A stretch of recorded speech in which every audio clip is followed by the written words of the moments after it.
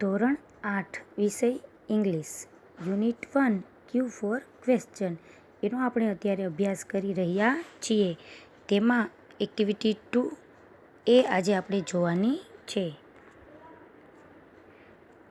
જુઓ વિદ્યાર્થીઓ, અહીં તમારા પાઠ્યપુસ્તકનું પેજ આપેલું છે. એમાં એક્ટિવિટી 2 એ દેખાય છે. તો હું એની સૂચના પહેલાં વાંચું છું. Activity 2 A read the sentences carefully, read the question and mark for all the questions that are answered in the statements. એટલે અહીં એક વાક્ય આપવામાં આવેલા છે અને એની નીચે 3 સવાલો આપવામાં આવેલા છે. હવે પહેલાં આપણે વાક્ય ધ્યાનથી વાંચવાનું છે અને ત્યાર પછી એની નીચે આપેલા સવાલ વાંચવાના છે અને જે સવાલના જવાબ આ વાક્યમાંથી મળી રહેતા હોય તેની સામે ખરાની નિશાની કરવાની છે. એટલે પહેલાં ધ્યાનથી વાક્ય વાંચવાનું અને પછી પ્રશ્નો વાંચવાના છે. તો ચાલો શરૂઆત કરીએ પહેલા વાક્યની. પહેલું વાક્ય છે, Sunita Williams stayed in the space for 36 days. Sunita Williams અવકાશમાં 36 દિવસ માટે રહ્યા. હવે તેના માટેના પ્રશ્નો છે. એ વેર ડીડ શી સ્ટે? તેઓ ક્યાં રહ્યા હતા? તો અહીં જવાબ સ્પેસ આપણને વાક્યમાંથી મળી રહે છે. અહીં સ્પેસ આપેલું છે. સુનિતા વિલિયમ્સ ક્યાં રહ્યા હતા? તો કે સ્પેસમાં. તો વિધાનમાં જવાબ મળી જાય છે. એટલે તમારે પહેલા વિધાન સામે ખરાની નિશાની કરવાની છે. ત્યાર પછીનો બીજો સવાલ છે બીમાં, હુ સ્ટેડ ઇન ધ સ્પેસ? અવકાશમાં કોણ રહ્યું હતું? તો આનો જવાબ પણ સુનિતા વિલિયમ્સ એ વિધાનમાંથી મળી જાય છે. એટલે બી સામે પણ ખરાની નિશાની કરવાની છે. ત્યાર પછીનું ત્રીજો પ્રશ્ન છે, she for how many days did she stay in the space? તેઓ કેટલા દિવસો માટે અવકાશમાં રહ્યા? તો અહીં 36 દિવસ એ આપણને જવાબમાં મળી જાય છે. તો આ 3 સવાલના જવાબ એ આ વિધાનમાં મળી જાય છે. એટલે તમારે 3 વિધાનમાં ખરાની નિશાની કરી નાખવાની છે. ત્યાર પછીનું બીજું વિધાન છે, the theatre was first developed in Greece as a part of religious view. એટલે પ્રથમ વખત થિયેટર છે ડેવલપ્ડ એટલે વિકસિત થયું ઇન ગ્રીસમાં. કેના માટે? તો કે as a part of religious view, ધાર્મિક દૃષ્ટિકોણને કારણે નાટ્યગૃહ છે એ પ્રથમ વખત ગ્રીસમાં વિકસિત થયું. હવે તેના પ્રશ્નો જોઈએ. A what was developed in Greece? ગ્રીસમાં શું ડેવલપ થયું? શું વિકસિત થયું? તો થિયેટર. તો એનો જવાબ પણ આ વિધાનમાંથી મળી જાય છે. B why was the theatre developed? Theatre છે એ શા માટે વિકસિત થયું? તો એનો જવાબ પણ ધાર્મિક વ્યૂ એટલે કે રિલિજિયસ વ્યૂ એના કારણે છે એ થિયેટર ડેવલપ થયું. તો એનો જવાબ પણ અહીંથી મળી જાય છે. ત્યાર પછી છે C where did the first theatre developed? First theatre છે એ ક્યાં ડેવલપ થયું?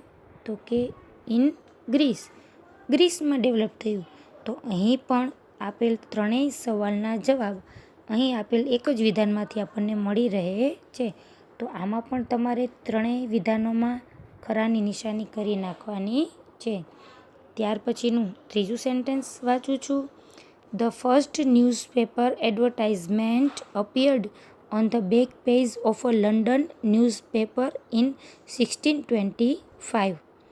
ધ ફર્સ્ટ ન્યૂઝપેપર એડવર્ટાઇઝમેન્ટ એટલે વર્તમાનપત્રની પ્રથમ જાહેરાત. તમે છાપા વાંચતા હોય તો એમાં જે જાહેરાતો આવે છે ને, એવી રીતે સૌથી પહેલી જાહેરાત ક્યારે અપિયર એટલે દેખાણી? તો કે લંડન ન્યૂઝપેપરમાં 1625માં. ઓન ધ બેક પેજ એટલે છેલ્લા પાને. હવે આખા વિધાનનું ગુજરાતી કરું છું. વર્તમાનપત્રની પ્રથમ જાહેરાત લંડન ન્યૂઝપેપરના પાછલા પેજ પર 1625માં દેખાઈ. તો હવે આ એક વિધાન છે. હવે આપણે તેના પ્રશ્નો વાંચીએ.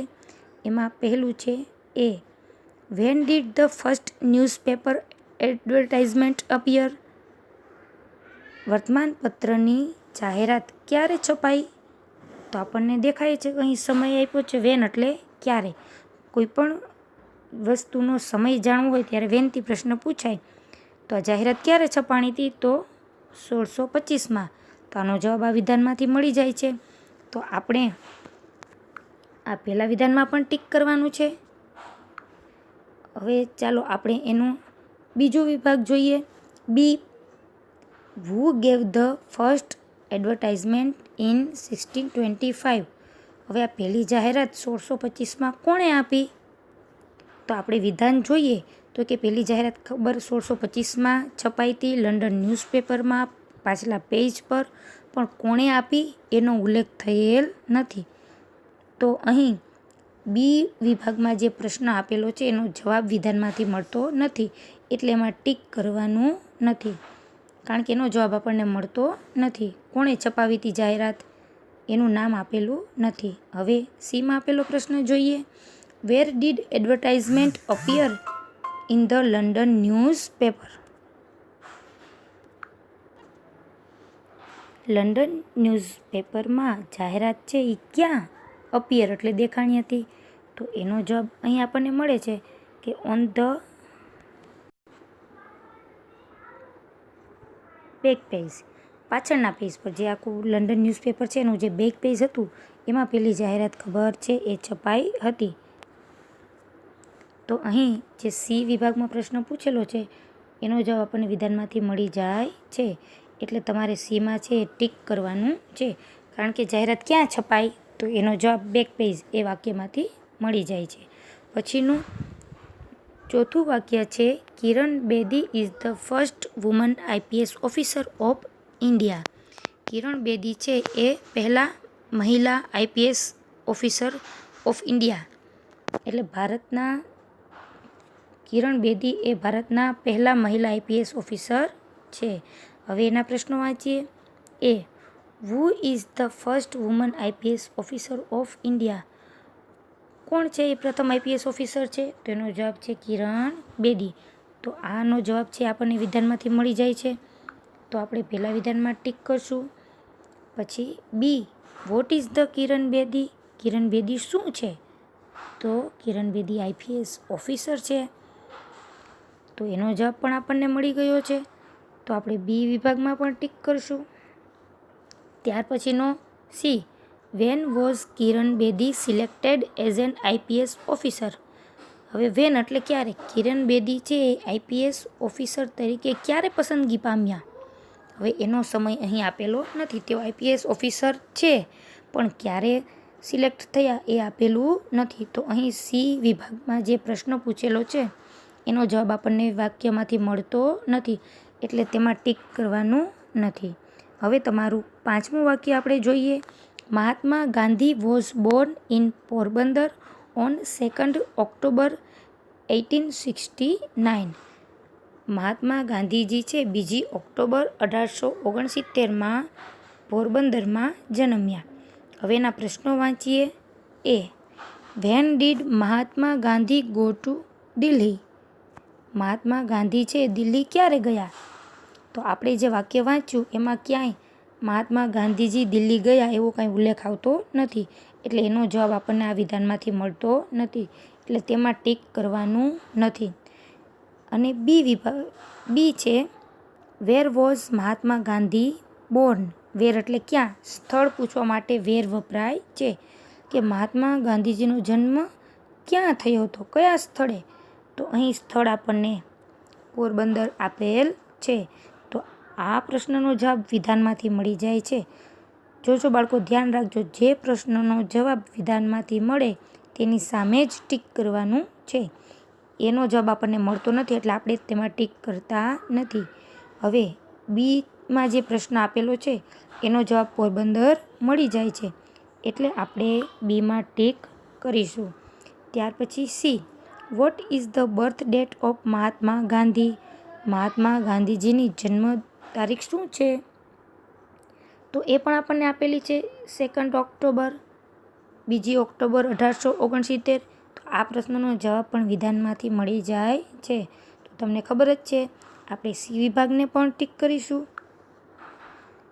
તો આવી રીતે તમારે એક્ટિવિટી 2A ધ્યાનથી વાક્યો વાંચી પછી પ્રશ્નના જવાબ એમાંથી મળે જ છે. જે પ્રશ્નોના જવાબ વિધાનમાંથી મળે તેની સામે ખરાની નિશાની કરી લેવાની છે.